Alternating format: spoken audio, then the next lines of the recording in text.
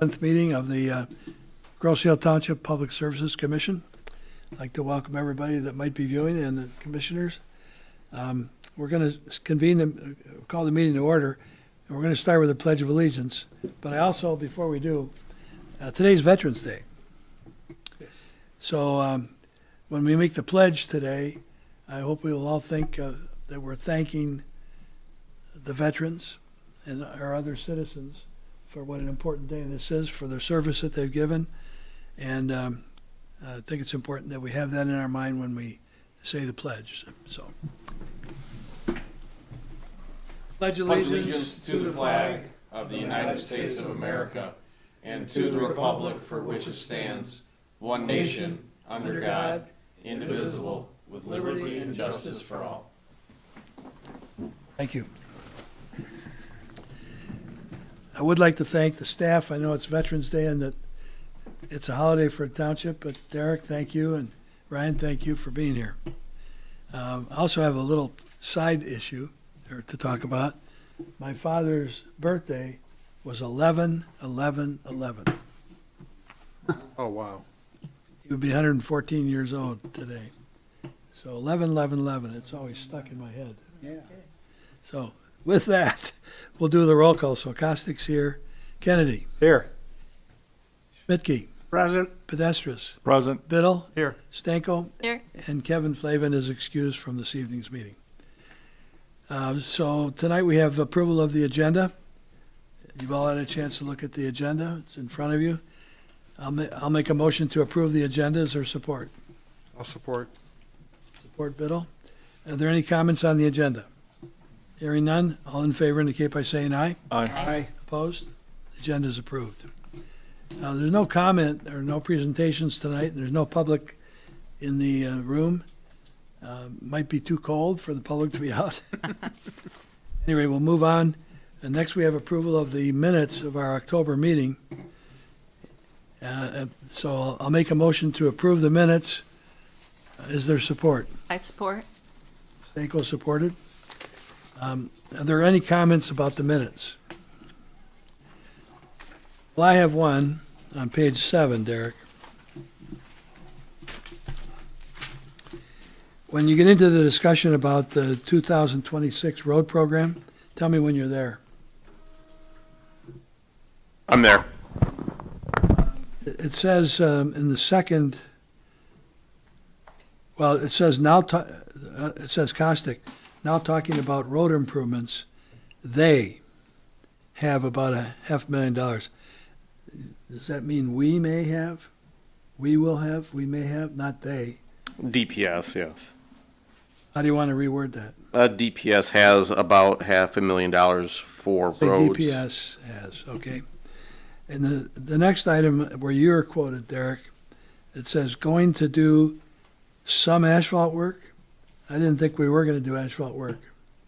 Well, this is going do to concrete repairs, concrete work. concrete work. My apologies. We have an intern that's working for us, and I'm trying to get them to learn how to do minutes, and I scrubbed them, but there are a couple of changes in Well, here I that just think obviously they are ought necessary. to flow a little bit, okay? And then the next sentence there, it says, we got 8 bids. I think you need to preface that by saying in 2025, we got 8 bids. Does that work for you? Yeah, yes, sir. And then you say Grays, Park Lane, and then it goes on to say north of Church. Does that mean concrete work north of Church or what? No, it should just be Grays and Park Lane can be done when school is out. Okay, so then we'll end it at Park Lane. Yep. Okay. I just think it ought to flow a little bit, you know. Also, one other comment on that page, under Commissioner's Report, under Kevin, it says grass looks great. How about roadside mowing looks great? Just a small point, but I think it's better. Does that work for everybody? Yeah. You okay with that, Derek? Yes, yep. All right, with those changes, I haven't heard anybody else speak up. All right, nobody else has spoken up. With that, I'll All in favor of approval of the minutes of our October meeting indicate by saying aye. Aye. Opposed? Minutes are approved.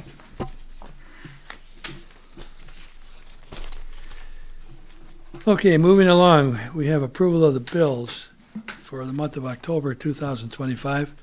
You all have a summary between pages 8 and 11 of our packet. Any questions or comments? Hearing none, I'll make a motion to approve the bills. Is there support? Support. And that was you, Lenny? Yes, sir. Nestor? Any discussion or questions? Hearing none, all in favor indicate by saying yes. Aye. Aye. Any opposed? The bills are approved. Next, pages 12 through 15, we have a review of statement of revenues and expenditures for the public service funds, which is water, sewer, wastewater plant, refuse. I didn't see anything that stood out to me. That's a 7-month report. Is there any comment from anybody? None. Hearing none, we'll receive and file the statement of revenues and expenditures. And finally, we have the treasurer's report. I'll make a motion to approve and accept the treasurer's report. Is there support? Support. Kennedy? And I just have a quick comment, Derek, on page 17. For the road fund, it shows a due from the general fund, 600,000. That's just an interfund transfer. Correct, yes. That's our money that we're getting back. Correct, yep. Okay. All right. All in favor of approval of the treasurer's report indicate by saying aye. Aye. Opposed? Treasurer's report's been accepted and approved. Next, we have 3 action items, and I'll just recite them, and then I'll turn it over to you, Derek, you and Ryan. The recommendation to purchase a macerator, that's a grinder at the wastewater plant. Second item is purchase of effluent meters, and a recommendation on that you're going to explain. And then the third item is a lime slurry pump rebuild at the wastewater plant. I'll turn it over to you, Derek and Ryan, to make a presentation. I would say that the first item on the macerator, Lenny brought up at the last meeting that I think we had a price of $59,174 to repair the parts in the macerator versus a brand-new purchase would have been about $15,000 more for $74,221. So I think that's what we're going to discuss, and I'll let you turn it over to you, Ryan and Derek. So this is a review of what was discussed at our last meeting last month. There were a couple of questions that came up. There should have been an email from the supplier to Ryan on page 37 and 38 of your packet. The questions that the DPS Commission had were associated with warranty, and then also credits associated with core. If we ended up going with a new unit, would there be any value to the previous unit for the manufacturer? So hopefully everybody had an opportunity to read through that email because it answers some of those questions for you. Yes. Derek, I struggled on the warranty paragraph, though. I could not quite Yeah, read that. it's Yeah. pretty It's pretty Pretty bad. small. Yeah. also, Yeah. Ryan, can you speak to the warranty? Hello, everyone. Yeah, I would agree with that. It's real small in the language there. I was told that unless it's a part that is that we're replacing or is new from them, it will have a warranty on it. However, if it's a part that we're not replacing, then obviously there isn't a warranty. It's right here. Let me see.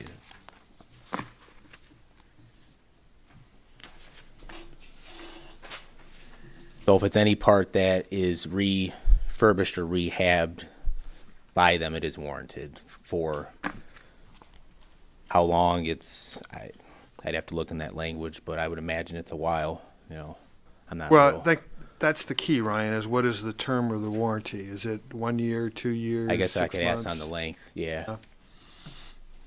I don't know if the warranty is the same, whichever way we go, you know, if it's a new part or it's refurbished, same length of time. I can look into that. It looks like, and I'm trying to It's- decipher what it says here, but subject to the terms and conditions hereof, the seller warrants for until 1 year after commissioning or up to 18 months after delivery of the product to the buyer, whichever is earlier. And they're warranting that the product will be free of defects in material and workmanship. So it looks like about a year. Yeah.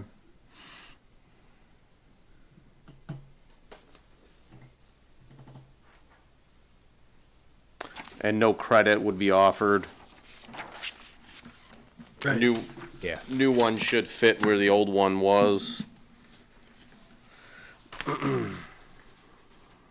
And they won't take back any parts and give us a credit. There's just a no on that. So The current unit is operating. yeah, it operates. It's just older, and I just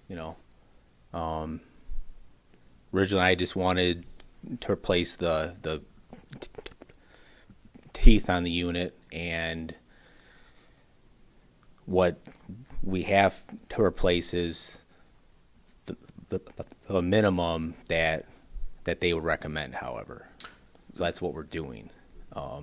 Reason I ask that is he does make a suggestion here that if you did go with a new unit, you could mothball the existing unit so long as obviously it's still working, like you're saying, as a spare.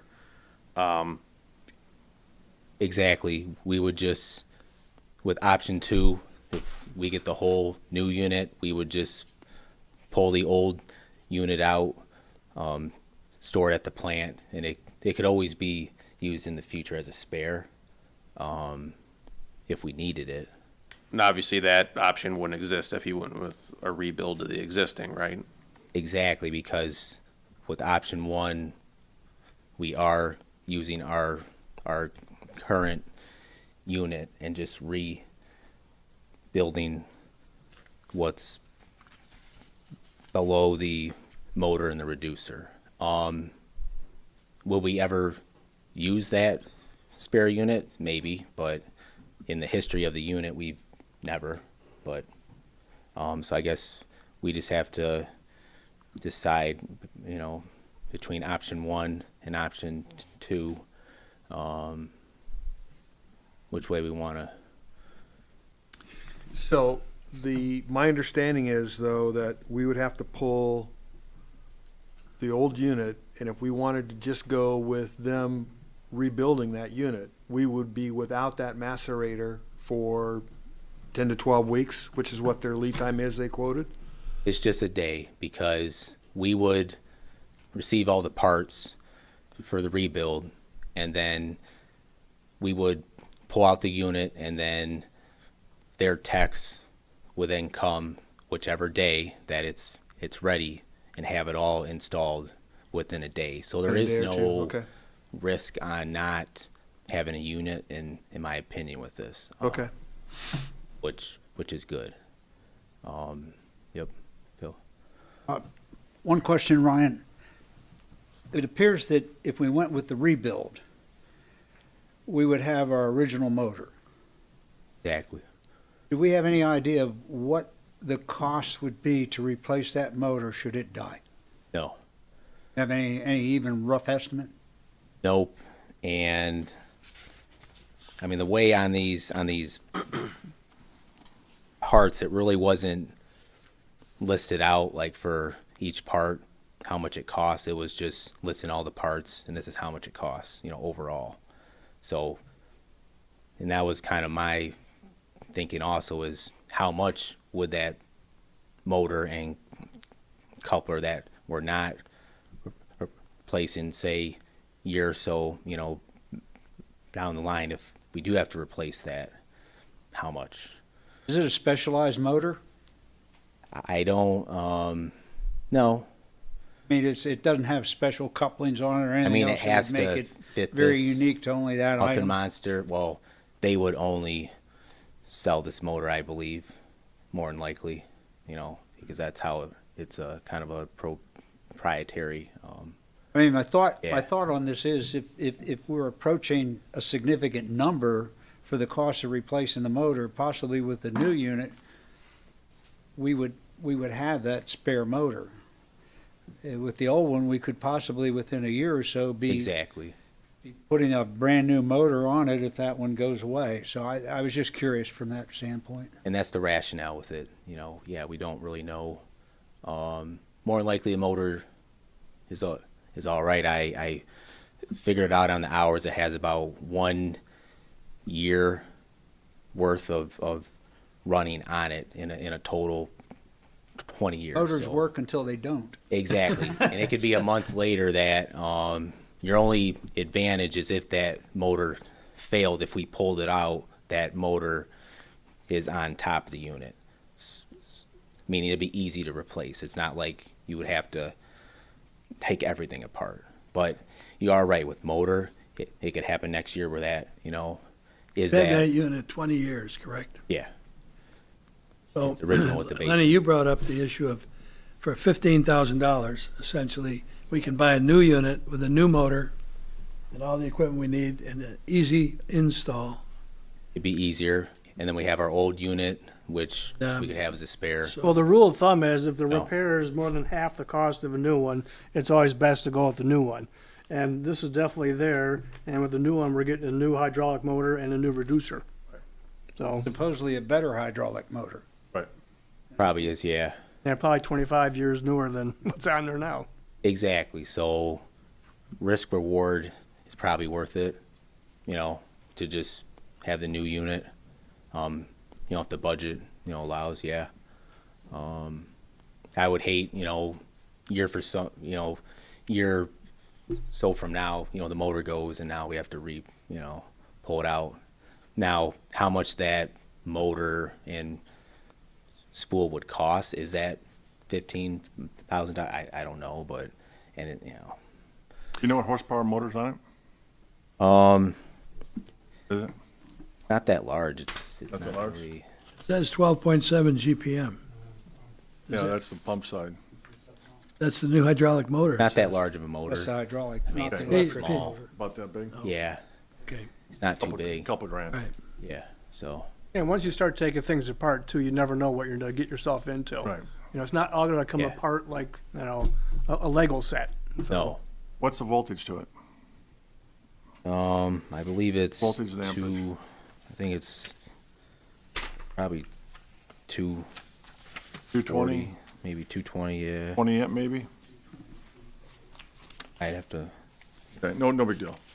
I think I it's was three just trying to get phase. my arm around the size of the motor.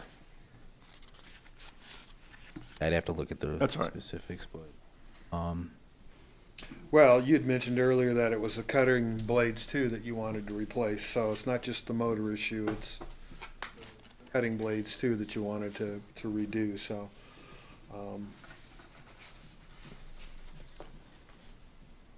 I don't know, I think we should go forward with a motion to approve the purchase for a new one, based on what Is we're it- all talking Is there a about. budget for it? I mean, will it fit into the budget? I know you're trying real hard to save some money, so. I think it will. It's not that much more. We budgeted 60,000, but that doesn't mean we have, because within that line item in the budget, we have a lot of equipment in there. And so we've just spent over $8 million putting new equipment in the plant. Move us to On the extra put a new 15? unit in there. So would anybody like to make a motion? I don't want to cut off discussion. Yeah, I'll make a motion that we approve the purchase for a new Muffin Master. Second? Okay, it's been moved and supported. Now that price is $74,221.43. And I'm looking at page 32. Right. Page 32, it says labor is not included. Can Well, you, the labor's not included because with the new unit, we get the new unit directly and they just lower it right in. However, with option one, they gotta take our old unit, take it all apart, put it all together. So that's why, That's the labor difference. Well, There's no so way. that leads to a question. The question I have is, aren't they gonna be on site when you install it? yeah, they will be. That not labor? Or is it just part of the deal? Well, you guys are gonna lower it down into place, aren't you? We are, yeah. That is really the majority of the labor, isn't it? Yeah, because they had quoted 3,100 to basically rebuild on site. Exactly, with So option that's- So one. it's probably not a lot of money. So Right. the labor cost would be incidental? Is that what we're thinking? Yeah. If anything, I mean, Well, they're gonna do the work, in case they have to take and interject with something, whatever the hourly rate is, an hour, 2, 3 hours, whatever that may be, in the event they do take and do something, is what I'm assuming. I believe with either option, someone will be there to just Just to make initially sure. help us because we gotta unhook the Well, you just need, hydraulic lines. But maybe they'll only be there for like an hour and then they'll And leave. just to make sure startup's okay and everything else. is good. yeah, Exactly. you just need to make sure that's clarified when you give them the award, that we expect them to assist us in the installation of that. Yeah, and just so you guys know, this will go to the township board because of the purchasing amount, so maybe we can get some of that clarified before it goes to the board. Yeah, I think that they owe us that, you know, if we buy the new unit and we'll just make sure that's all in there, yeah. and you're gonna probably have to clarify the warranty issue too. Yeah, I I think would what think, he sent what's us the norm, was, a year? what he sent us was what I put in the packet, so in the email body, it wasn't very clear, so if he can send us revised text on that, that would be helpful. On So, the warranty, Yeah, Warranty. yeah. an option two, okay. Or just make a statement that what the Yeah. warranty's gonna be. Yeah. Clarified. There's a lot of stuff to read here, and I know That's that kinda- you gotta follow all that, but, all right, so you're gonna clarify the labor issue, you're gonna clarify the warranty issue, and, Yep. we're assuming it's at least a year. Yep. Are there any other discussion points anybody has? So it's been moved and supported that we move forward with the purchase of a new channel monster at the base price of $74,221.43. That includes shipping, and labor is not included, but that's going to be clarified. No, sir, I believe that shipping. Yeah, it's included. This On includes, Oh, no, page okay. Does include- 32 says it is. It does, I'm sorry, yes, I'm sorry. That's Does about not a include couple grand taxes. right there. That's a couple grand right there. Yeah. that's a heavy We don't thing. pay taxes, do we? No. So with that, there's no further discussion. All in favor of purchasing a new unit, option two, indicate by saying aye. Aye. Opposed? Okay, we're going to proceed with that purchase then. That'll go to the township board, right All there? right, great, thanks.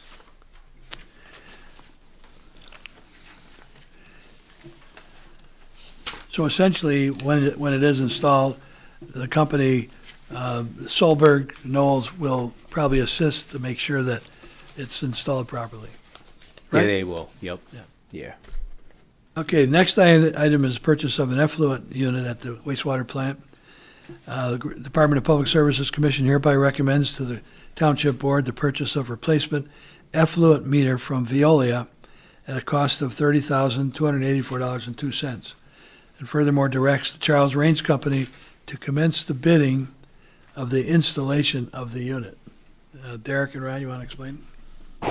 If you recall, probably a couple of months ago, we replaced the influent meter, so the other meter that isn't working is the effluent meter.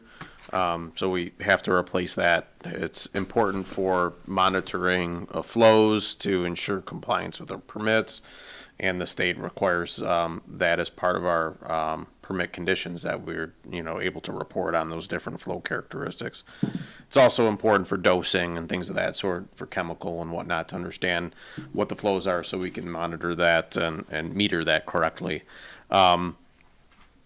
In talking with Rains about this, my understanding is that Veolia, because of their business relationship with the supplier for the effluent meter, is able to purchase that effluent meter, the effluent meter that we're interested in, at a substantially lower cost than what we can.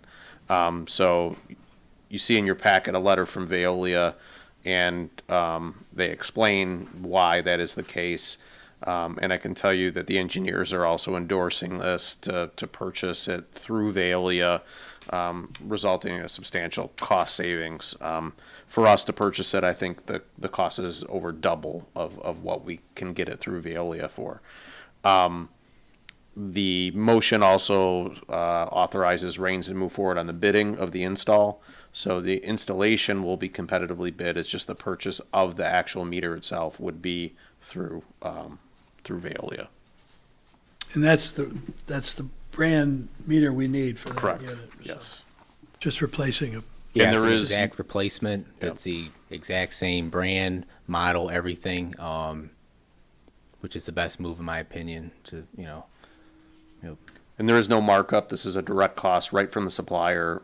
So Veolia has not added any additional expense onto that. So, Well, I have a question on that. yes. It says estimated Veolia cost. So do we have to have some sort of a range there, or I don't think so. Where do you see estimated page at? 47, at the bottom of page 47?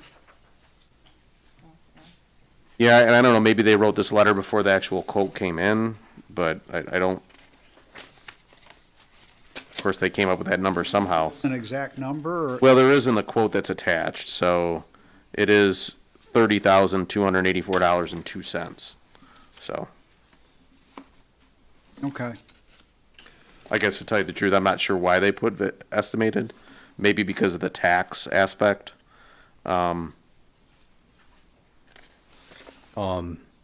Maybe you know, Ryan. which if Veolia is purchasing the meter, they're an entity. So Veolia has to pay tax if they're buying it. So the tax has not been added yet.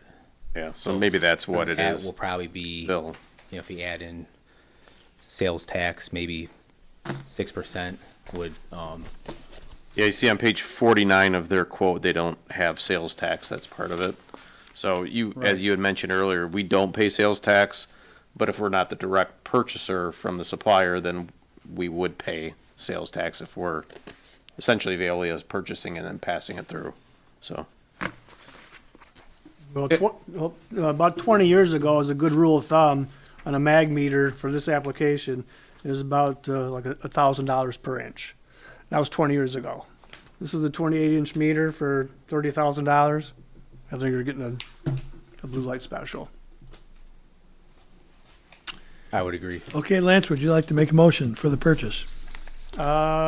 Yes, I'll make a motion, once I get the official name out.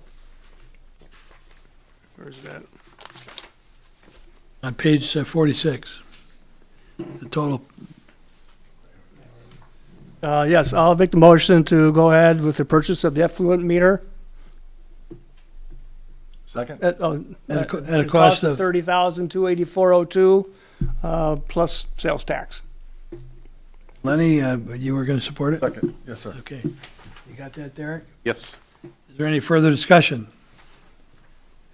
Hearing none, all in favor indicate by saying aye. Aye. Opposed? We're going to purchase the effluent meter. Thank you. Next item starts on the lime slurry pump rebuild, starts on page, it's not numbered, No page number. no page number. It's the next page. The page after the last action item. The Page number. page after page 52, page 53.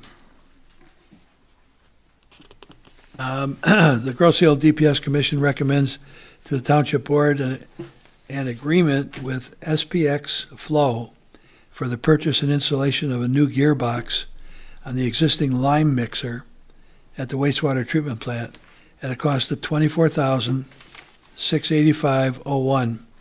And in the proposal, it does include labor. That includes labor, I noted.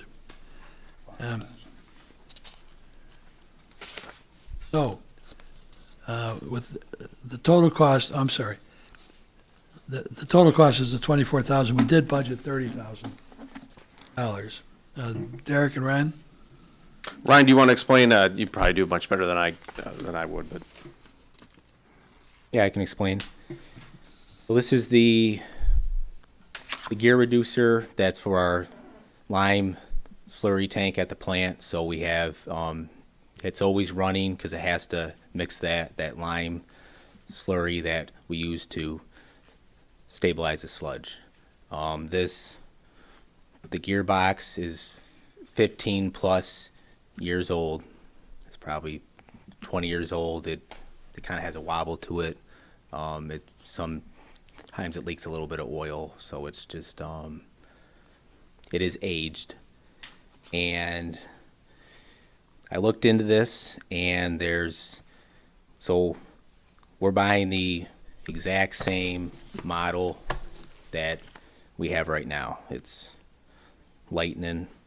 So this is from their rep in the area, and there's 3 options.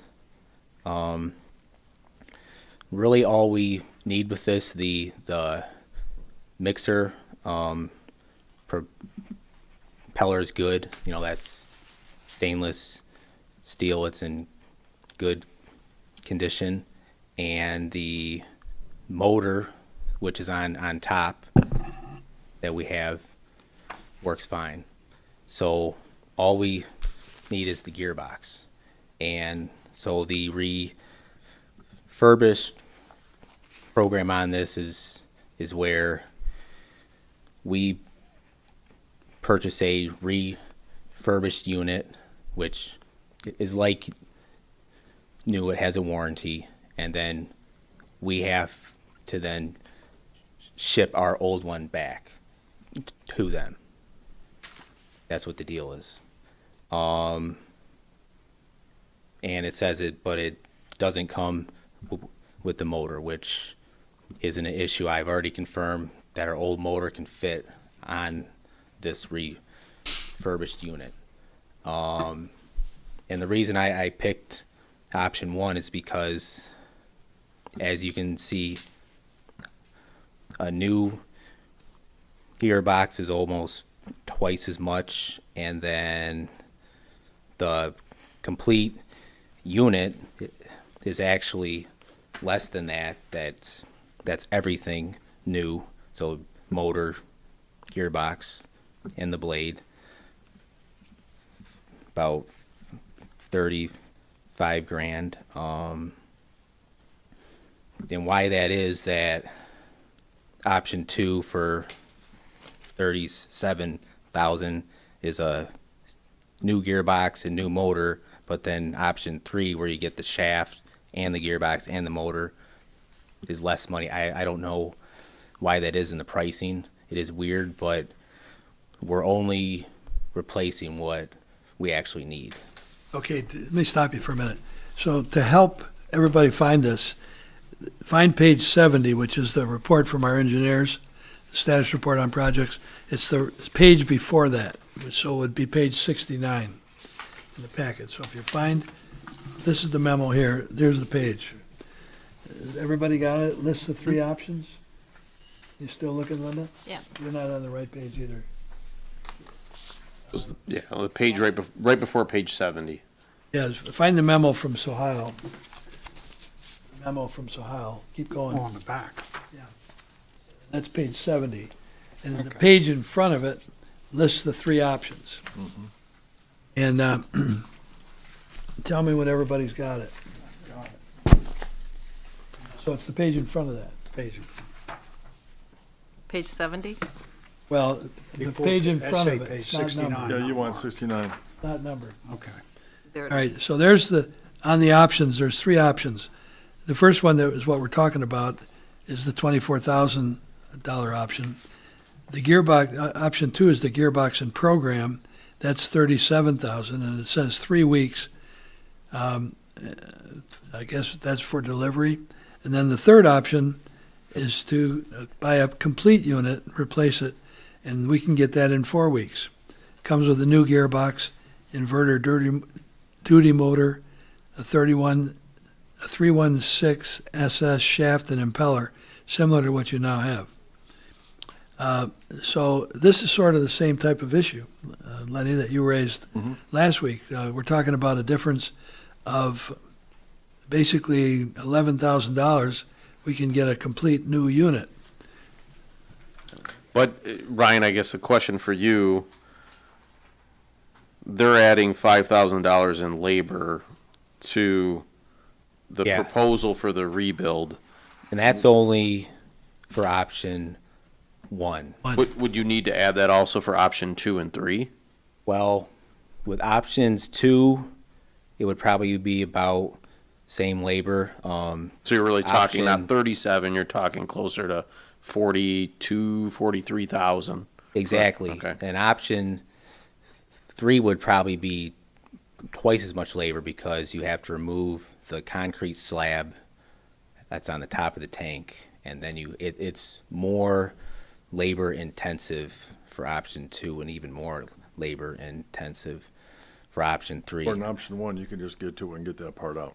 Exactly. We just have to just support that mixer blade, and then the tech, he just basically takes our old one off, puts a new one on, and then we're up and running. So the order of magnitude between Yeah. these various options aren't necessarily as indicated here, right? Okay. Right.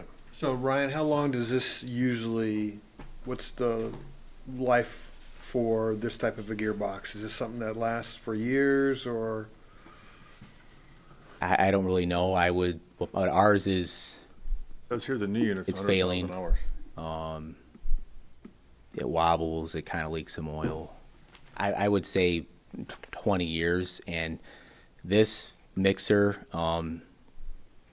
unlike our other one that mixes our sludge if we run a load for maybe an hour or two a week, this one's on 24 hours a day for 15, 20 years. So that's why it's very important that we replace this, because if it was down for even 1 or 2 days, then that tank would turn to concrete, and then you'd have a real bad problem, and then you'd have to.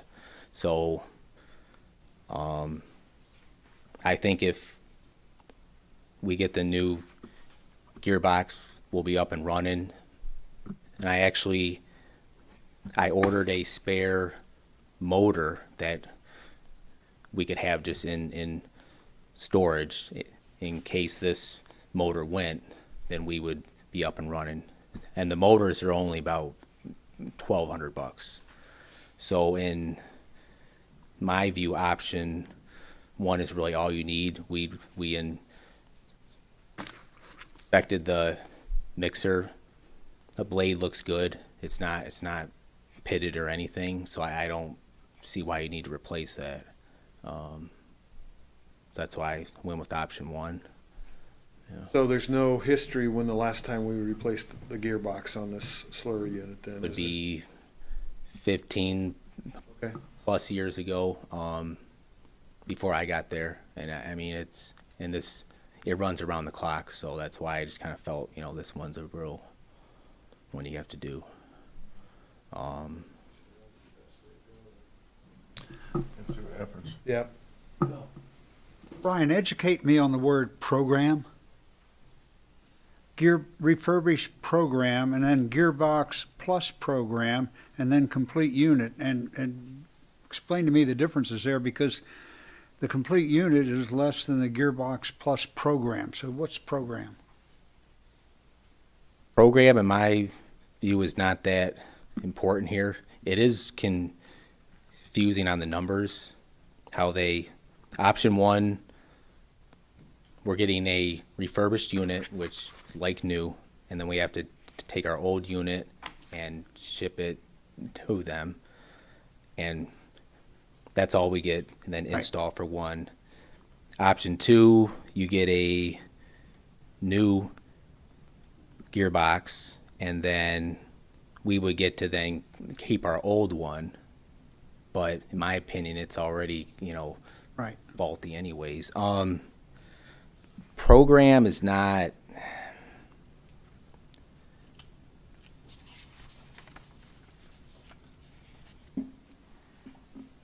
I don't really think it amounts to much. I'm just wondering, It's- why is option 3 less expensive than It- option 2? Exactly. And he wrote in the email here He makes a that comment to that. it's weird, and I don't really. I'm with you on that. I don't know if it's maybe they're selling feature on that, how they just because So- logically I guess my other question would be, the No. refurbished program is actually going to cost us $24,000 and change. and that's everything with the labor too. Yep. Because the labor will be in it. Will the same amount of labor be in option 3? It'd be probably 2 times as much or maybe even more. 2 times as much to put a new one in as to, Exactly. Cause you gotta take that concrete Got cap to take off. the concrete okay. top. So this 5,000 for the labor on one is like the minimum so that could easily go to to 10 or 45,000. well, you'd have to remove the concrete, Right. you know, And then more slabs, expense, more material expense and exactly, everything else. and it would probably be, a few days of labor. How many, what's the estimate of the amount of time it's going to take labor to do option 1? And I was told it'd be 8 hours, it'd be a day, maybe 6 hours. they got quite a bit of expense for travel. Are they coming from Rochester, New York? Or I think Ohio, Ohio? but Middletown, Travel charge Ohio. of $2,100. I just, yeah, I don't really know. I could ask on all it's this. expensive to go to Ohio, but A lot of times I can they ask. bring an equipment truck and they charge you for the equipment truck and, so that, sometimes they have a base charge just for that alone, so. we that read could their be- general conditions, it kind of breaks it down, but it doesn't really break it down. Mhm. Well, you've selected the cheapest option at this point. Yeah, I've just been kind of rationalizing everything of okay, is this a need or not? And I just feel as long as we get the gearbox, then we'll be up and running for another 15, 20 years, and that's really all we need with this. It's still running at this time. It's running, yep, exactly. It's just that it's starting to fail. Got bearings and leaking oil. And, yeah, if it was to just, gearbox let loose or something, that whole tank of lime would just turn to concrete, so that's why. Derek, you have an opinion on this? No, I think with the increase in cost and labor for the two other options, when you start really comparing the total cost, that seems to make a lot of sense. And to go with option 1, and you're recommending that based upon your knowledge of what's needed over there. So. History of it and everything. And then, like, if we're looking at option 1 is the way we're going to go, I'll get more kind of just specifics in writing on everything, just so we have all that. And I can let C Rains look this over, just for their own, to make sure it looks good, but we're getting exactly what we had, which has worked well. It's at the end of its life, so. So we're replacing like equipment. Okay. Exactly. Is everybody comfortable with that? Yep. Yeah, Somebody like to make a motion? I'll make it. So Stanko's made a motion. I'd like to make a motion to purchase the refurbished gearbox for $19,635. Well, it'd be Plus labor. Plus- Oh, okay, where's that that? amount. For the total cost of $24,685.01. Their support. Sport. Kennedy supported. There are no further questions? All in favor indicate by saying aye. Aye. Opposed? The motion's carried.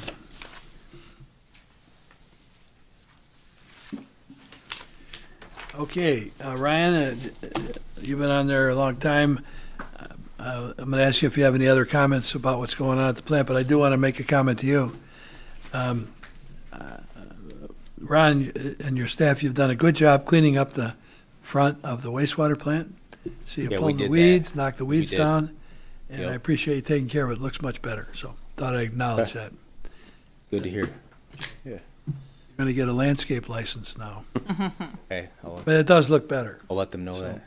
That's important, we keep that up because I it's the understand. face of the township, and it's along West River where everybody's got beautiful landscaping, so thank you. You have any other comments tonight? Nothing else except for the secondary pump situation, if we just want to. Just gonna be listed in Sohail's report? No, I don't think the secondary pump is listed on there, but it's something that we've talked about in previous meetings. The secondary sludge pumps and the issues with prime that we had talked about before. So we did have, our attorney had already been in correspondence with them, but we ended up sending him a formal notice of what we're requesting. That went out, I think, like 2 weeks ago or so, that we're requiring them to refund us and that we're gonna order new pumps through Wemco. They requested an additional meeting with us, which is hopefully still gonna take place this week, but just to talk through it. So hopefully, that gets accomplished by the end of the week this week. But it didn't appear that they were combative. I think they just wanted to talk through it. So I think it'll be critical for us to order the Wemco pumps as quickly as possible. So we might do that under some sort of emergency authorization because the lead time on them is quite significant. That was like 20 or 22 weeks, something like that. You remember exactly what it was, right? Exactly, it's 4 months, Yeah. 5 months.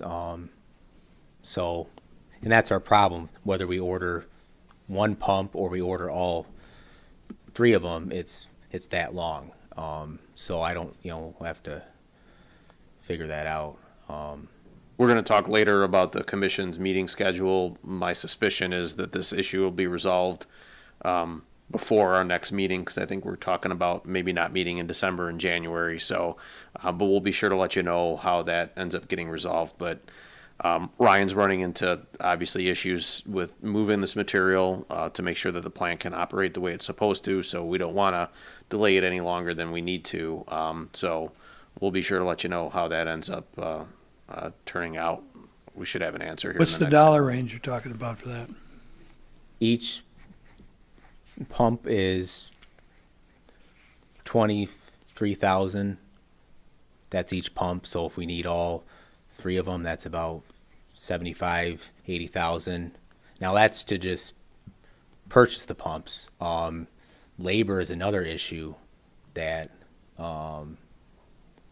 we would obviously have to remove the flight pumps that we have right now and then install these. Now I was told that our existing piping, a lot of it we can just use. We don't have to get new Fitting. suction piping that's charged. Hopefully the new pumps can just, sit right there and it'll be simple removal install. But the labor is an issue. Is that gonna, have to So we'll have to work through that. But, Yeah. but You can always call us if you need to, a special meeting if we have to deal with something like that. yeah, I mean, I think you guys are all in the loop with it. I mean, you understand what's going on. I don't believe there's any, disagreement about what we need to do, You got the attorney involved, and that's good news, so. So yeah, just a quick update on that. And if you don't mind staying up there for a couple of minutes, just in case there's anything on the report that's worth going, you elaborating on. So, so under my report, I have the project status report, the Page 70, right? Page 70, yeah. The NPDES permit application.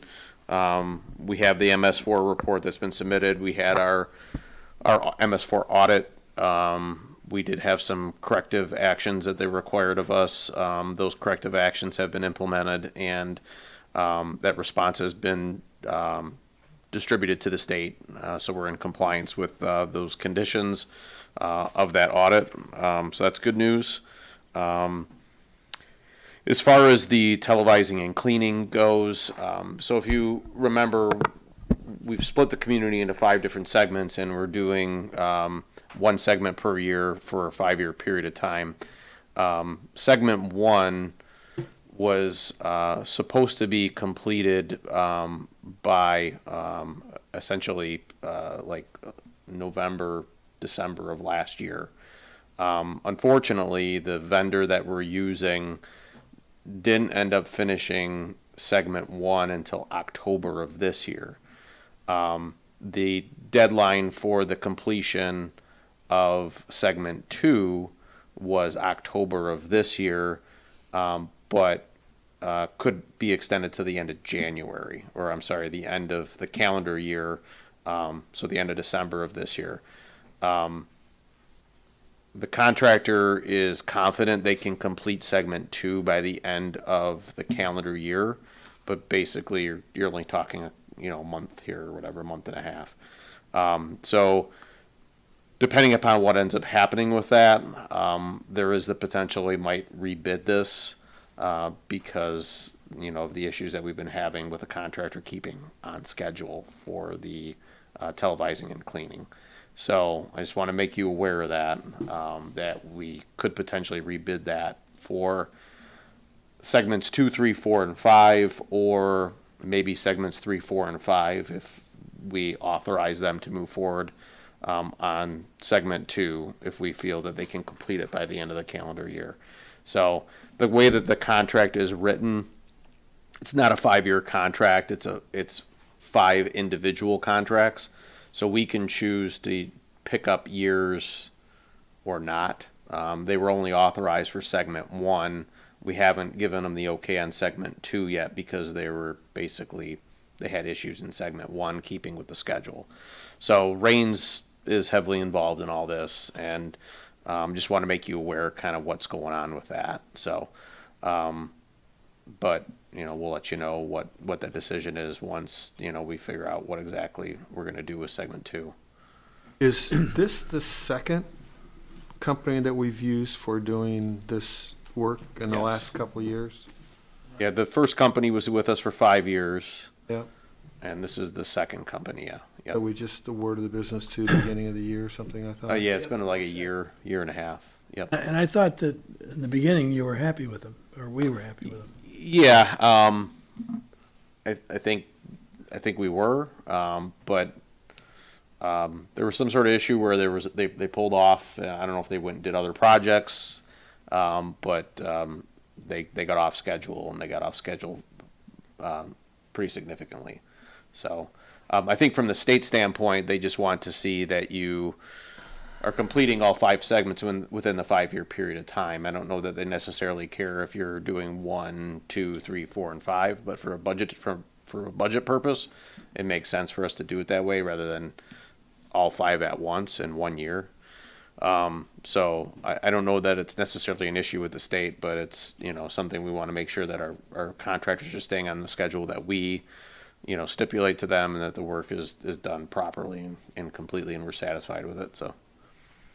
Well, I think that's important, and here's my perspective. And Lenny, I think we were involved years ago in this discussion. It's our program.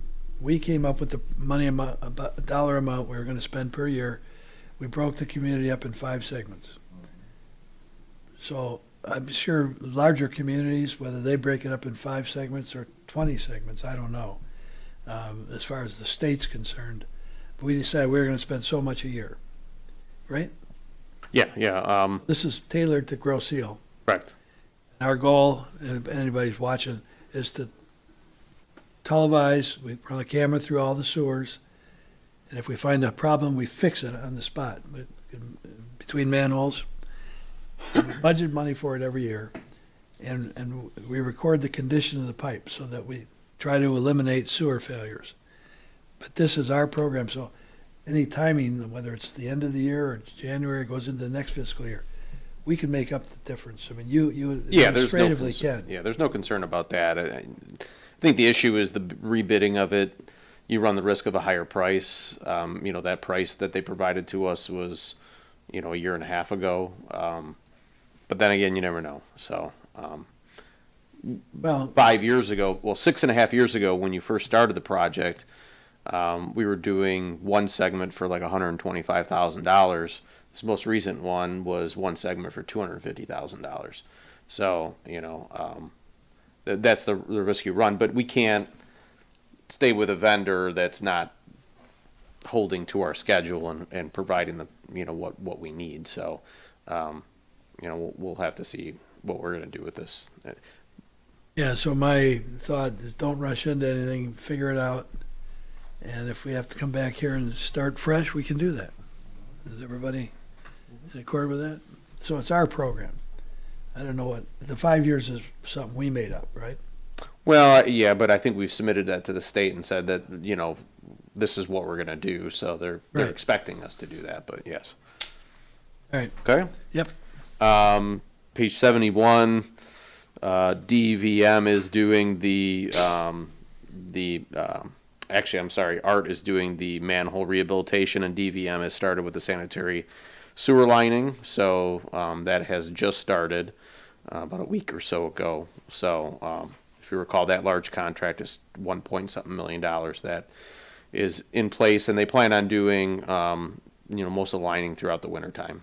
So Derek, on that, where are they working right now in this? they're in like north middle of the island, so like I'd say north of Church in that area. So but they've just started. So Linda's area. yeah, and up towards that area. You seen them out there? Yeah. Yeah? Okay. If somebody one of the commissioners wanted to go look at what they're doing, Absolutely, yeah, we can set up a time to do that. Yes, it'd probably be good to witness what we've been talking about. So anybody interested? Sooner than later, Yeah. getting cold out. Yeah. Yeah, before the snow gets really Yeah. stiff. we'll try If to set there's something to up. see, then you can let everybody know that, if you don't mind. Yeah. Okay. I've been having a couple of meetings with Eagle on the basis of design. So that's the ACO work and the final steps in that, which is the PPC. So we have been working with OHM on that and the state to develop the plan for the PPC. Influent and effluent meters are critical to that because part of that PPC includes monitoring of flows. And the plan is to try to accumulate information over the next 6 months to certify the plan improvements, and the state has been willing to work with us on the certification of the plan. So, that's looking good. Are there any questions about any of that sort of stuff? No? Okay. Asset management plan preparation, wastewater treatment plan, that's just annual reporting. So that information was submitted to the state. We haven't heard back from them yet. We're waiting on comments, but we don't expect anything. Effluent meters, we talked about that tonight. So that's on its way. Have they come and installed the ambient equipment, or is that still scheduled for the 12th? Tomorrow they'll be there. They'll be starting, and that should take about 4 weeks. Because that's involved. They're replacing our unit, and then they're demolishing an older pump that's in the aisleway there, that we need that out of there so that we can walk, past there. So step one of this project is to set up it's a bypass, so that we can have our plant water system up and running, because that's our bleach system and hose water. So after that's complete, then they can have at it. And but yeah, it's about 4 weeks. Yep. Okay. Good. We'll talk about the water system a bit tonight later, but as far as any active projects we have ongoing, Ohio is applying for a permit from Eagle for the crossing under the Elbow Island Bridge.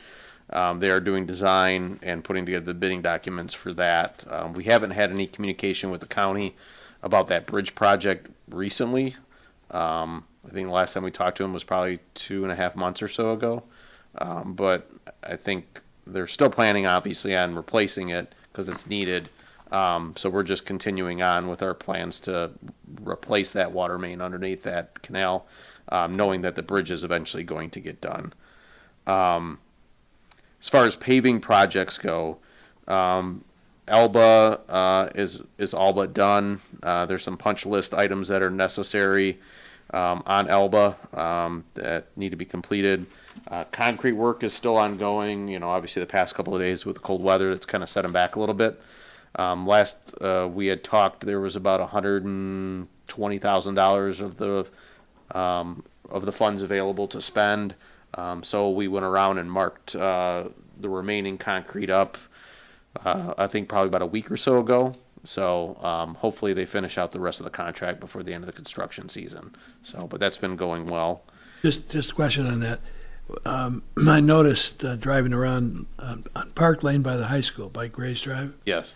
especially north of Grays, some of the sectioning we put in years ago, the 18-inch wide sections along the joints, look like they're coming apart. You notice that? Yeah, I have. Well, that would be part of next year's program. Yeah, and then Grays Drive, we got to do some additional work on Grays. I mean, that's in bad shape. But yeah, that's why we had suggested concrete for next year. There's plenty of areas to spend the money. So. Okay. And then as far as asphalt work goes, we're still hoping that we can get Al's in before the end of the asphalt season, and that would be at East River Road and Parkway, and then up on the north end of the island,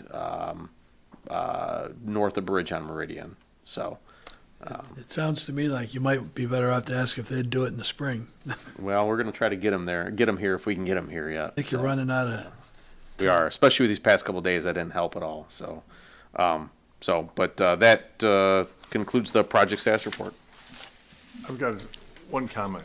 Canterbury south of Church, they replaced 4 or 5 sections there. Okay, When you drive over it, they're loose. they're loose. I thought it was me and my truck. I felt it. I went over it with a much heavier truck a few weeks ago, and you heard the big thump, thump. And as you go over real slowly, you can see those slabs actually tilt. Canterbury, where at? Canterbury south of Church, on the right-hand side, right around Hampton. No, and they should have low transfer bars in them too, so they should be tied in. But it should be tied down. I thought it was weird in my pickup truck, Yeah. and when I had to go through with a much larger apparatus, it was amplified, and then it confirmed that We'll have them take a look at it. there's so. something Going on there. going on Okay. there.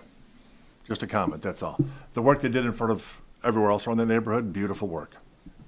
Well, I appreciate you bringing that to our attention.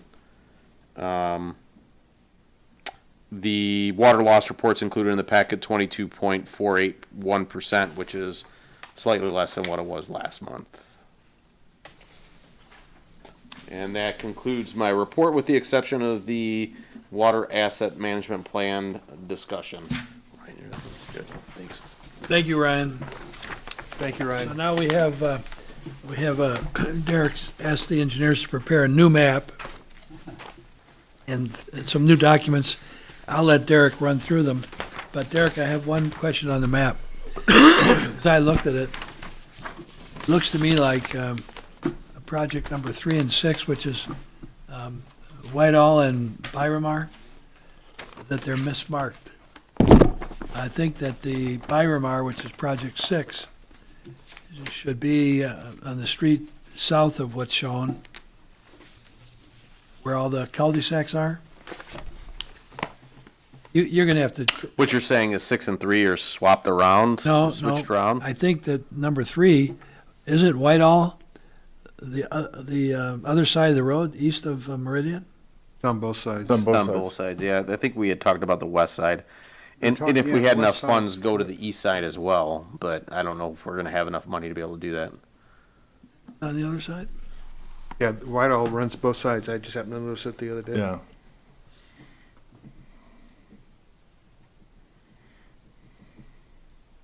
That was the Now, small main. okay, it does say road west to the dead end. So Whitehall doesn't come to West River Road then. Well, Byramar, I don't think goes all the way through, does it? Iramar does, It does. yes. So are 3 and 6 swapped around? Is Yes. Whitehall north or south of Byramar? If the Whitehall project is west of Meridian, they're just switched around. They Yeah, got, Byramar's supposed to be south of Whitehall. And that's what it's showing on here. no, but No, it's Iramar has north. the cul-de-sacs on it.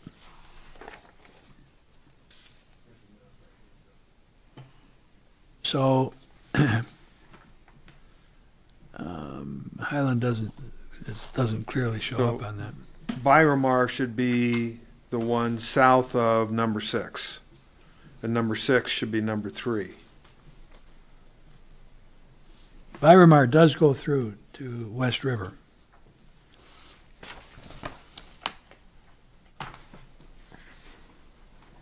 Who's got a phone? I can pull I got it right They're here. here. I got it right here.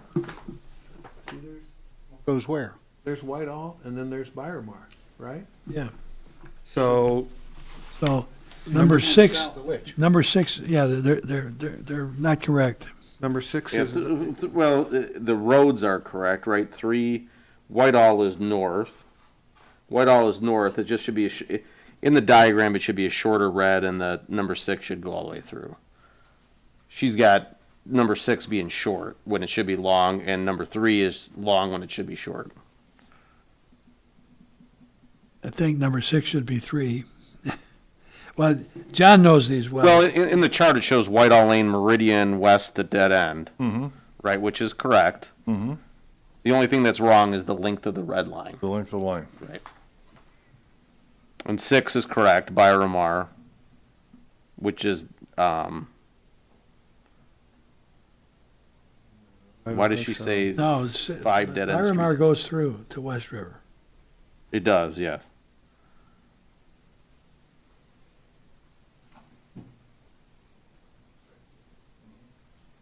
Well, why don't you just review those with John?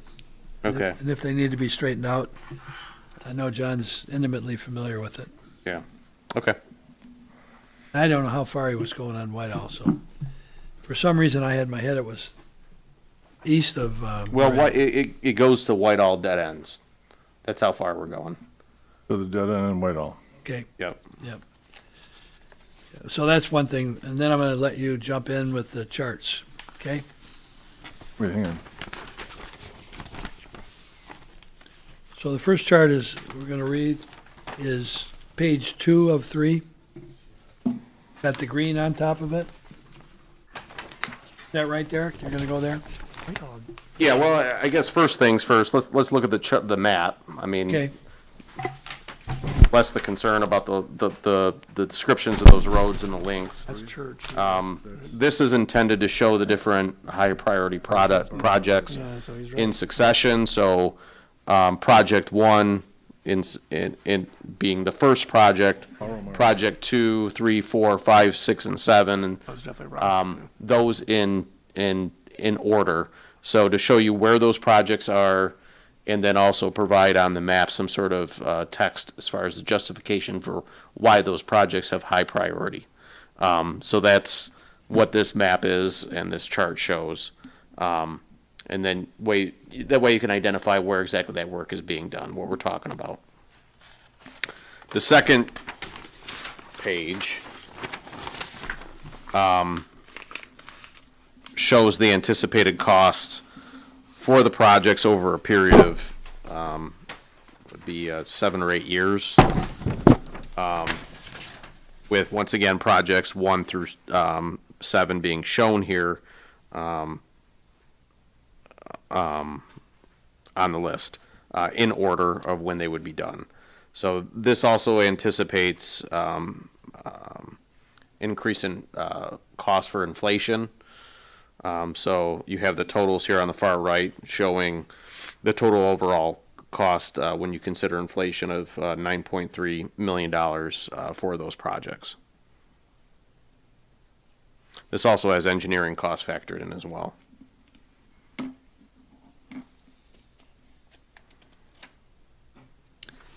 third page is the overall capital improvement budget for our asset management plan over the next 25 years. You see years in the far left column, you see budget.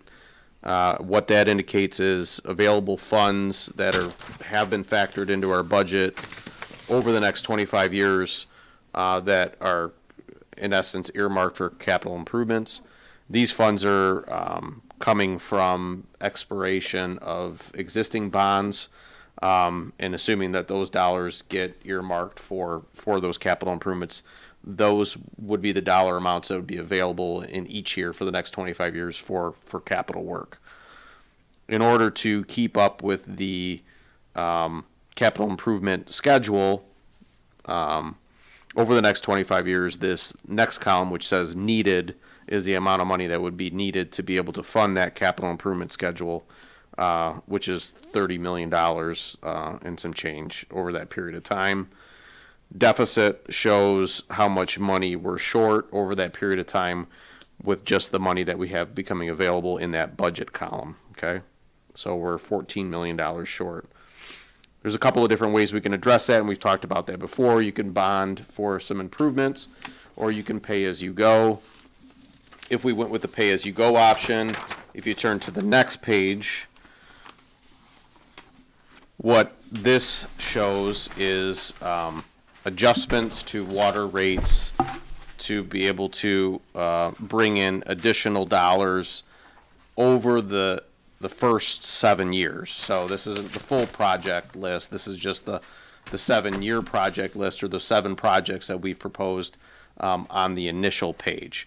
So you'll see in the left-hand side of the column the base money available that comes from the previous sheet, which is that bond revenue that's becoming available for this next 7 years. Right now, option 1 is what our current fixed charges per quarter, which is $24.32, which is essentially like a readiness to serve charge. Everybody gets charged that regardless of consumption. You see we have a deficit of $6,487,000 if we just keep rates the way that they currently are. So what you see below this are a variety of different options as far as rate adjustments on that fixed charge. So option 2, which would be a $30 increase per quarter or $10 per month, generates about $489,000 per year additional. So the base amount plus the additional revenue generated from the $30 per quarter gives you a total revenue amount. And then you compare that to what is needed, the $9.3 million over 7 years. Raising it by that much would end up resulting in a shortage of $2.5 million over the 7-year period.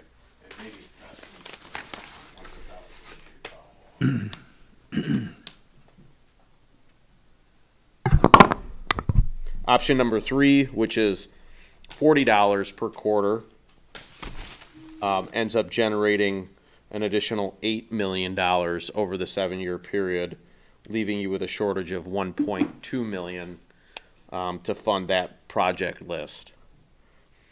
An additional $50 per quarter ends up generating $9.3 million when you add that to the base dollar amount, which ends up putting us at about an even amount of revenue to what is needed to fund that project list. You see the difference being $34,000. And then last $60 per quarter ends up generating an additional $10 million, which gives us about $1.5 million over what is necessary for that 7-year project list. So I'll leave this up here.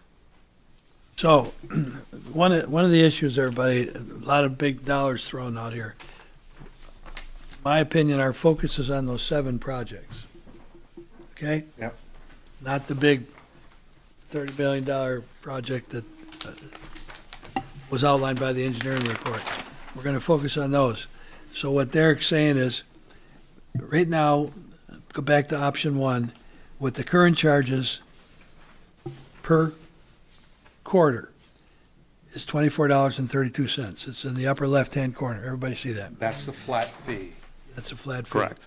Next is, what are we going to do to raise money to have a capital program?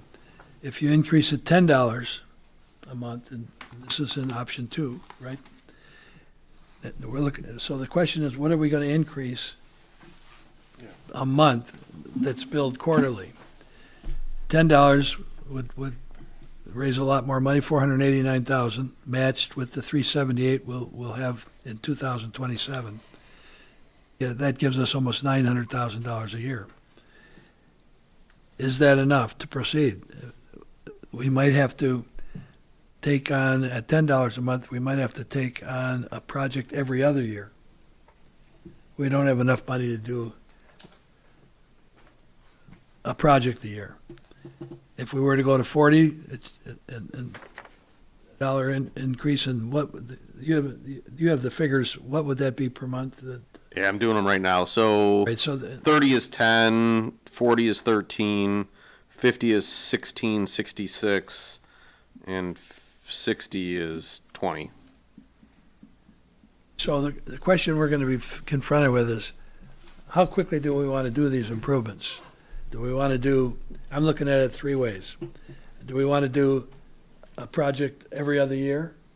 One of these water main projects every other year? Do we want to do a project every year? And if we do, we know $10 isn't enough, or $10, when I say that's a month, would be billed quarterly at $30. Or do we want to take a jump and go to $20 a month, or in between someplace, and then do a project a year? So I want to be clear on this, the way I'm looking at it, and Derek, you correct me if I'm wrong. Do we want to do one of these water main projects every other year? Do we want to do one project a year over the next 7 years, or 8 years, 9 years? Have a program like that? Or do we want to issue bonds? And we're going to talk about the bonding at some future time, right, Derek? We can, I mean, unless it's Well, I think not the, something we're interested in. well, the problem with bonding is we spend a lot of money on interest. True. 20-year, probably a minimum 20-year note. And it'll be more expensive too, would it not? The payments are, we had that information in the packet we had last week, or last month, that was prepared by a Benzinski and Company. And I think our bond payment for a 20-year bond was about under $900,000 a year. And there also in your packet, I think, was information about if bonding projects up front ended up saving you Yep. a substantial amount in inflationary expense with projects increasing, and I don't think that the interest that you're paying, I think the interest that you're paying was far exceeded the rate of inflation or the increase in project costs over that period of time. So I don't think that necessarily proved out to be a valid reason to bond when you looked at the dollars and cents of it. So, and that's why we wanted to show that inflationary component on here too, to to understand that, how that impacts the overall project expense. Eric, I have a question. How comfortable are we with our current estimate before we start factoring in all the inflation? How comfortable are we with those initial numbers, the 2026 numbers? They're put together by the engineers, so I mean, I'd have to ask them how confident they are in them. Put together by who? The engineers. Okay, So the engineers develop the estimates. okay. So, and they deal with water projects all the time, but they're budgetary And estimates. that was prepared a while back, though. No, these numbers are fairly new. So we had them rework some of these numbers when we had them take a look at this specific 7 project list. Since Maria's presentation? Yes. Okay. Yep.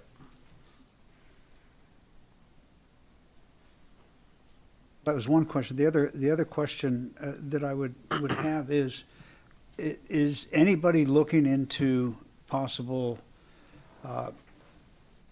federally or state-backed loans that would lower the interest rate such that it would make it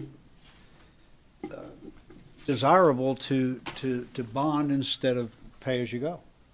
Yeah, there is a state revolving loan fund, which is usually around 2 or 2.5%. It's Just just, below what we've anticipated for inflation. correct. So, but it is not a slam dunk. I mean, we'll look at it, we'll see if it's something we can participate in, but usually they have, 3 times as many applications for funds as they have funds available. We don't rank very high when it comes to our projects because our community doesn't rank very high usually. So we will look at that, but I wouldn't get your hopes up about, us being successful in obtaining those dollars. But it definitely would be a game changer if you are able to get, that interest rate down below inflation, for sure. So, Derek, what's the process if we decided to, or if we collectively just wanted to move forward with this base rate hike of like $10 a month? Is that something that has to go forward to the township? It does. For So a vote? we would have to build it into the budget. The budget would have to be approved. In essence, if the budget is approved with the rate adjustment in it, then that is the authorization. We have over the years taken it back to the board just to confirm it before we implement it, but it's not necessary according to our auditors. Once the budget is approved with that rate structure in it, that gives us the approval to adjust those rates. So there's no vote that's required on it by the community then? No. But I would be, Sometimes bonding requires a vote if Right. if it's referendum eligible and you get people to petition for a referendum. But that would not for rate adjustments. Ray, on that issue, we have a capital program that's been given to us, and we've identified 7 projects that we're going to want to run with, we think are important. And it's really a water pressure problem, issue to make sure we have the proper pressure. Linda has a section of pipe cut out here, and nobody can see it on TV, but it shows you that section of 6-inch pipe Oh, yeah. has half of it full of buildup on the inside of the line. It's not harmful, but it's just a calcium buildup. I'm calling it calcium. I don't know if that's the right term, Derek. There's a bunch of stuff in there, but it's rust, calcium, And, mineral. and it's stuck to the inside of the pipe, so it limits the opening of the pipe and the amount of flow that it can deliver, particularly for fire flow or even for normal use. So as we go forward in budget, for our budget next year, which would be our February meeting, and then maybe a month or two beyond that, we're gonna have to settle on what we want to do. Again, I'm gonna frame this. Do we want to do one project every other year with a $10 increase? Do we want to do a project, that's a $10 increase a month that would be billed quarterly? Right. That's $30 a quarter. And that's not tied to consumption, it's a regular charge, readiness surcharge. Or do we want to go, I'm just going to use round figures, go $20 a month? And that would be $60 added to the $24 that are already in place. So that's the kind of thing we're got to look at. And I take from what Derek's saying, he's not really hot on bonding, if we can avoid it, because we're going to tie up all our capacity for 20 years. that way. Right. My own thinking is we have to raise enough money that if we could do a project a year, that's one alternative, or we could decide we're just going to do one every other year. But the only other thing I want to add to this, and Derek and I discussed this briefly, you want to talk about, if we're going to make these kind of adjustments, the one thing I hear people complain about is their water sewer bills, right? Mhm. Right, you Yeah. hear that? We bill quarterly. Some communities are going to a monthly billing. So that people wouldn't have it, when they get their quarter ends in August or September or October, they get this $800 water bill because of all the water they used all summer. we'd be better off, it implies some additional cost, going to a monthly billing for everybody and spread that over. They lose their opportunity of funds for those months too, though. They're billed monthly. Explains. So, I mean, I don't know. I don't see a big Well, deal. you get your electric bill monthly. Yeah. Well, I think to Bill's point, Phil, is that if you are consuming more water than what you are aware of, you're gonna see it sooner than you will on a quarterly statement, all of a sudden go, oh my gosh, Right. where's If you all have the a big water's leak- going? If you have a big leak, it's not gonna show up in, Or for if you maybe got- 2 or 3 months. yeah. I understand, yeah. Yeah, Well, one comment I'd like to make, Bill, and I don't know whether this makes any sense or not, but if we just went with option 2, it appears to me from the chart, we could get down almost to 2030 in what we would want to do. And that would give us time between now and then to be looking for other loans to see if they're cheaper than the cost of inflation. And we're not locked into a huge increase trying to go all the way through the project. We could get the first 2 or 3 projects off the list done.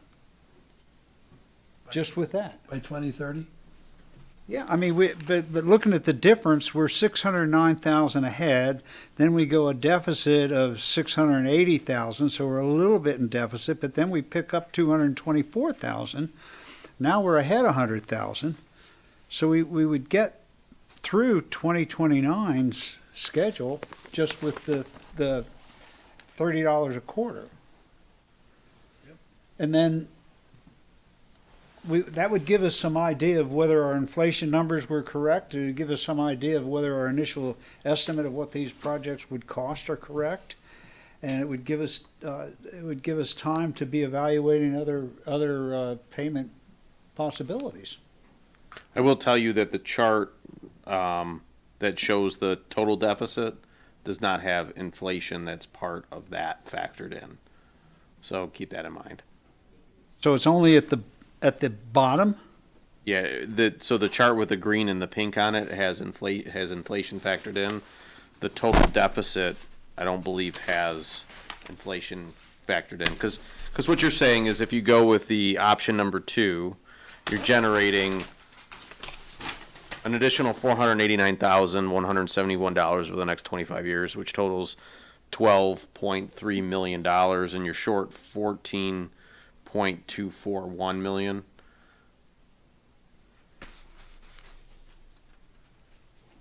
But it's not actually 14 million as your deficit. It's actually greater than that because it's not inflation hasn't been factored in to So in project other words, cost. to go down through 1 through 3, you're saying that it's going to be more than Oh, I apologize. 2.7 million? I thought what your point was that if you generate an additional $30 per quarter, Right. okay, and you extrapolate out that additional revenue over the 25 years of the asset management plan, how close are you getting to the revenue that's needed to be generated to fund that deficit amount?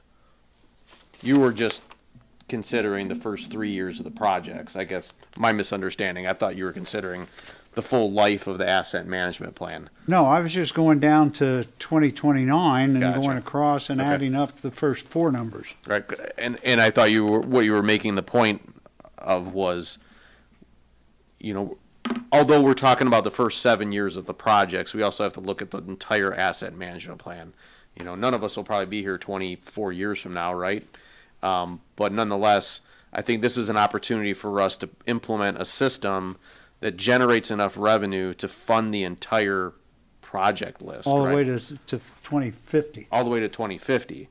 And I think, I thought the point that you're making, and I understand where you're coming with it, coming at it from now, but what I thought you were getting to was, as we make those decisions to design the program, we need to consider that full 25 years, and option number 2 does come close to that. It's about 1.5 or so million short over a 25-year process at that rate adjustment. So it generates 12.3 million, and you're 14.2 million short. Well, Derek, what you're referring to when you keep talking about the 25-year program, Yes. the state's desire to have us have rates that are sufficient to have a capital program. Yes. Feels necessary. Yes. But if we choose to just focus on these 7 projects, what prohibits us from doing that? Nothing. I mean, I think what you're talking about is taking a bite of the apple. I'm talking about the whole apple, right? And the whole apple, we need to not lose sight of that, because that is, those projects on that list, you know, $30 million worth of projects, they're on there for a reason. I mean, there's nothing on there that isn't going to need to be addressed in the next 30 years. We can't lose sight of that. I think what we're doing right now is trying to deal with what is the immediate need, the highest priorities, and how to deal with that initially. But keep in mind, too, as we think about this, we need to have a long-term strategy for how we're going to address that whole list, so. Right. Did we get That's a numbers on big challenge. the rest of Come the up with that projects? kind of We money. did, yeah. Yep. That's the $30,462,600. The 30 million, okay, we're Yes. talking about just 14 million of that 30 million Is what we're short. that we're short. 14 million. Well, another way to say it, Phil, another Yeah. way to say it, if you look at this sheet with the green header on it, what we're really talking about is 9,328,000. And the very far end right corner, Right, see the 9 million? right. That's what we're really talking about for the 7 projects that we've identified. Correct. And I And don't, that's these numbers added up. yes. Yeah. Okay. And I don't know if we can deal with this 25-year plan, except hypothetically. Yeah, and then that's, I'm just talking about hypothetically. Phil, this is the money that we've currently got available, or we will have available from Right. expired bonds over the next 25 years. This is the total 25 years worth of projects. This is the shortage, right, Okay. that I was talking about. But to Bill's point, what we're taking a look at is the first 7 years of this plan, right? And trying to design a strategy to address the highest priority projects, the first 7 years, if that's 7. But also, I think, whatever decision you make, you need to consider this as well into the future, right? Right. So I think you Then we- have an opportunity to be able to solve this problem, short and long term. Right. But shouldn't we run these numbers, these option things out to that full length of time? You could, yeah, absolutely. Yep.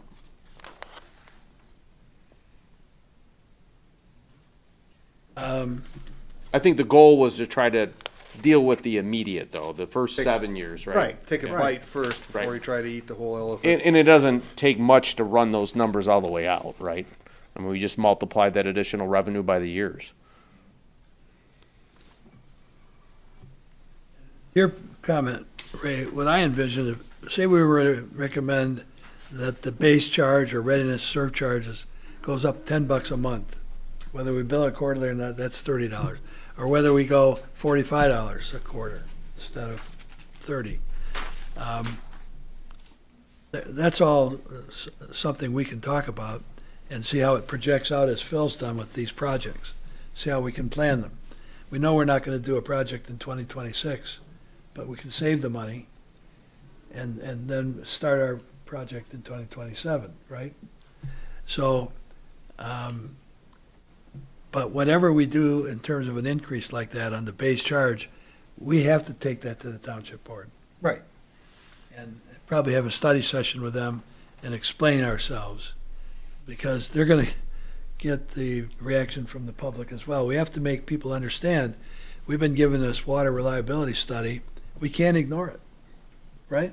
We all agree there, we can't ignore what they've laid out to us. We gotta fix these water mains, and this water main that is in front of Linda shows you the buildup in some of these old mains. They're talking about I 60, can't even move it. It's having 67-year-old water mains 6-inch. that serve our area, and we want people to have not only just the water supply, but the sufficient fire flow And a clean water supply. and a clean water supply. It is clean. That stuff stuck to that. I mean, It's all corroding from the inside in. well, that's reality. So, anyway, so that's the challenge we're gonna have before us, and I expect us to have this discussion again in February, and probably March, probably March and April. Maybe we can conclude a program by June, who knows, May or June. Well, I It's would- obvious I we're not would- gonna do anything in 2026. No, we're not. Right. I think we should try and target this, to have at least a plan to move forward to the board by March timeframe to make sure that we gave the board the time to discuss it, review it before we can put it into the budget. Budget's gotta be completed by End of March. March, yeah. Well, that's the operating budget. I mean, our capital budget can stand alone. And particularly if we're gonna anticipate that next year we're not gonna start a project, but we're gonna start saving money for 2027. And there's two projects that we have to incorporate in the budget now. One's the proposal to remove all the lead pipes. Yep. And they're gonna come back with a cost estimate for that. I'm gonna guess that's gonna be 100,000 or something of that sort, Derek. I'll tell you here in a second. Well, maybe 200,000. Then we've got the water main to relocate on the Elba Island Bridge, and that could be a $200,000 project as well. Lead service line is probably about $161,000. We don't have an idea on the Elba Island water main. Probably a couple $100,000. Yep.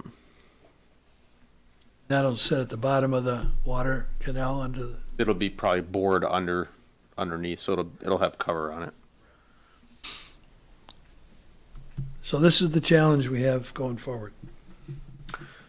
The chairman had mentioned the monthly billing. I mean, we do get a lot of complaints at Township Hall about, obviously these large bills. We get residents coming in on a regular basis with $1,000 quarterly water bill.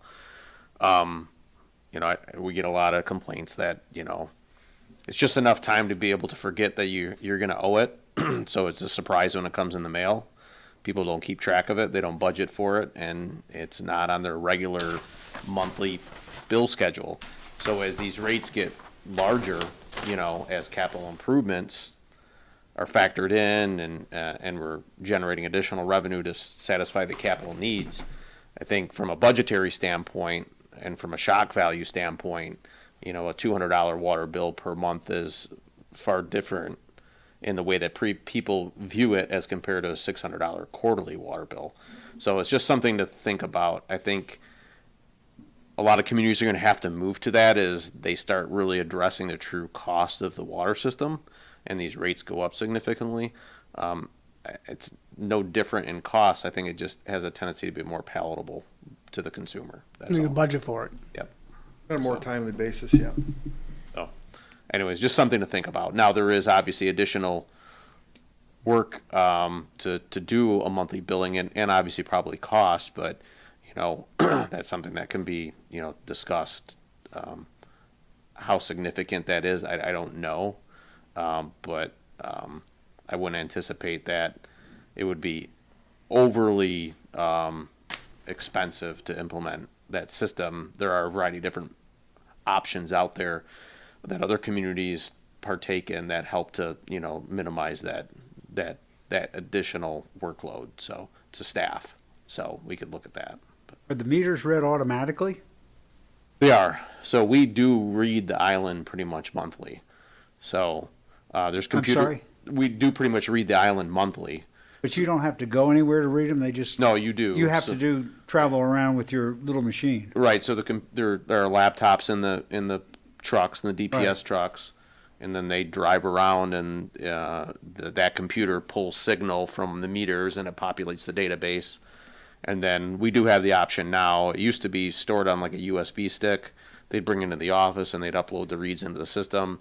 Now we actually can transmit from that computer that's collected all those readings to the computer here in the office, and then it automatically pre-populates all that read data. So usually when they're driving, they drive the whole island on the month and they collect everything. So the collection probably wouldn't be as much of an issue. It's really just the creation of the bills and then the mailing of the bills, which would be the additional workload. So, and maybe there's some technology to get us to, into current day, like, we do email bills. but we don't have like an online portal like your DTE bill. I don't know how many of you pay your DTE bill by check still. I know I don't. I go online and my bill's there, and I, maybe there's something like that that could assist with cutting down on the workload. But so just something to think about as we talk about this. Just offhand, another question. What is the average per unit quarterly water bill on the island? Any idea? $350, $400, something like that. So we I anticipate. mean, that's refuge and water? It's or- refuse, yard waste, recycling, and water. sewer readiness to serve charge, Yeah. sewer consumption charge, water readiness to serve, and water consumption charge. So, and we anticipate we expect 15 units for average household. So I think it's right around like $350, $400. Yep.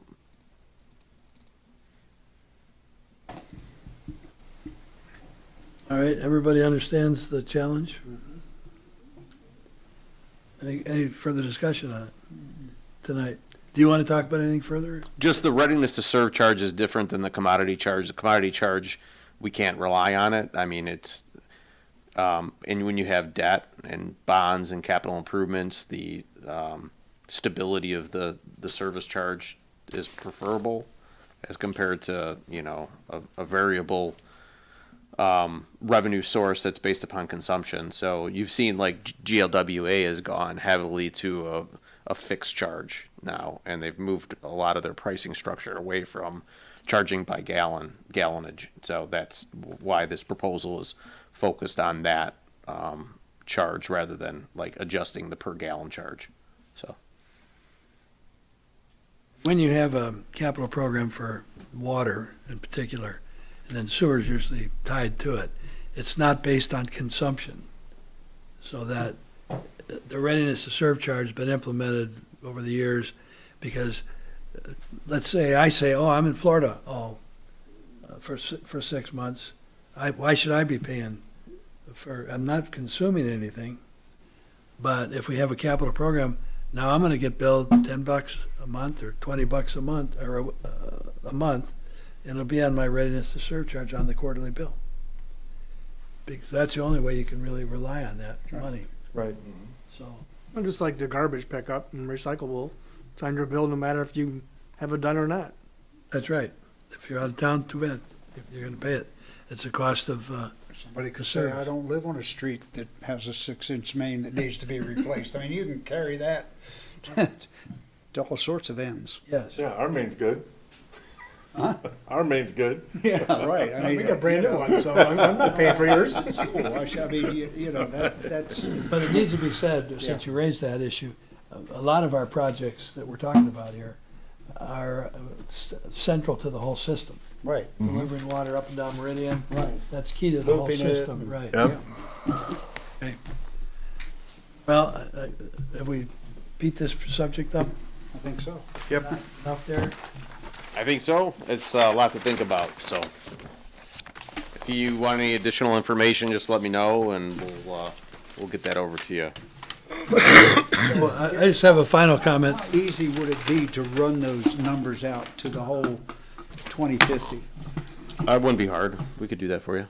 I mean, just so we'd have some idea what the $20, $30, and $40 changes would do to the whole program. I'm too old to deal with that. Well, I'm not gonna be here either, but I mean, it's. I drew a line about a third of the way down. After that, I won't You be said you're here. done with that? Yeah. You're- Yeah. I'll be down on the planet. I'll be gone altogether. Your so. problem now. But no, Derek's right. I appreciate his point. Whatever we set up now, we do need to take a look at that overall 30-year Right. and make sure that those who are lucky enough to get these chairs next are set up for success.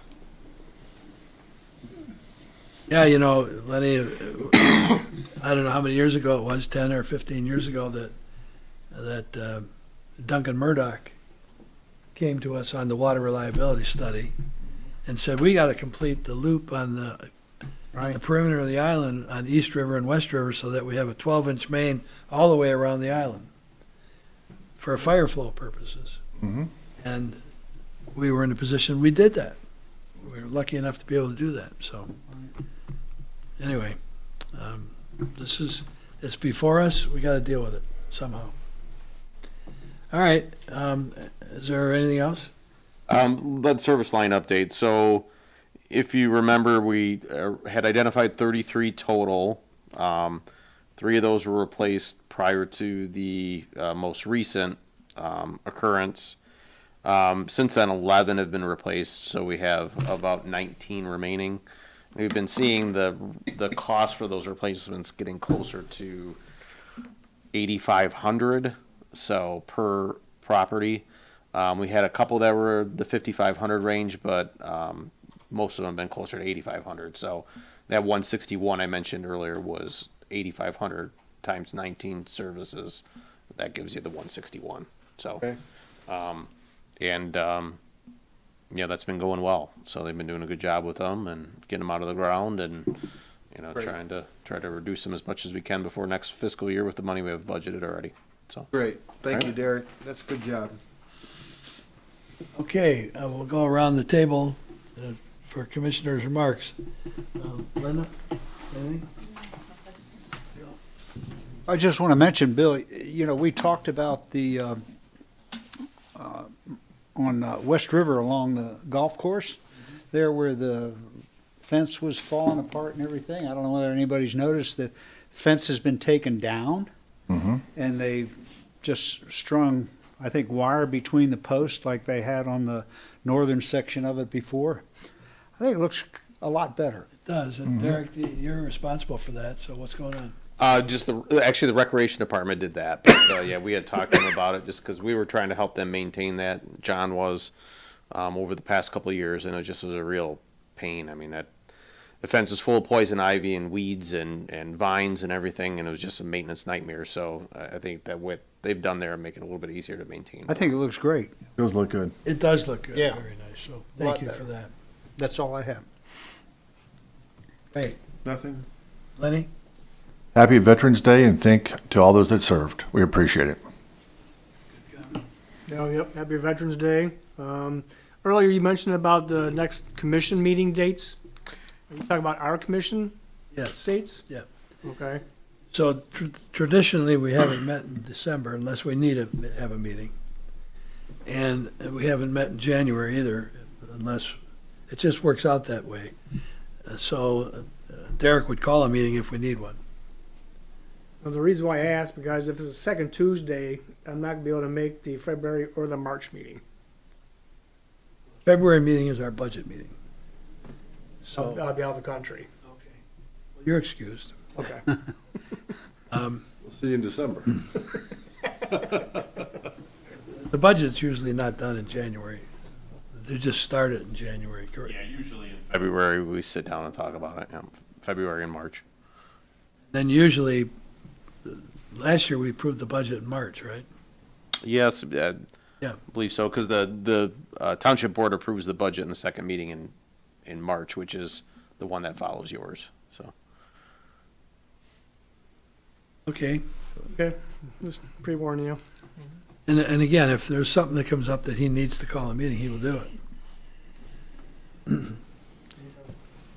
Remember, he's wearing 2 hats, both township manager and maybe 3 hats, township manager, DPS director, and the king of the bridge. well, I don't know about that. And I real don't know estate. about that. Anyway, it's all falling on Derek's shoulders with the help from staff, but, and the chair, I don't have any other comments except we won't plan on meeting in December, January unless something comes up. Fair enough. Usually, Lance, our springtime, and you've been to our meetings, you know, that's when we're picking up on projects, awarding bids and contracts, and I assume your concrete work, you're gonna see if you can negotiate with our contractor, see if they'll Yes. do something, Yep, and that would be good if he does. sounds good. You have anything else to add to the meeting? Nothing else this evening. Thank you. Appreciate you coming in on Veterans Day today. so Absolutely. Thank you, and with that, I'll entertain a motion to adjourn the meeting. Make the motion to adjourn the meeting at 8:50 PM. Second. Those supported, all in favor indicate by saying aye. Aye. Meeting's adjourned. Good night. Happy Thanksgiving.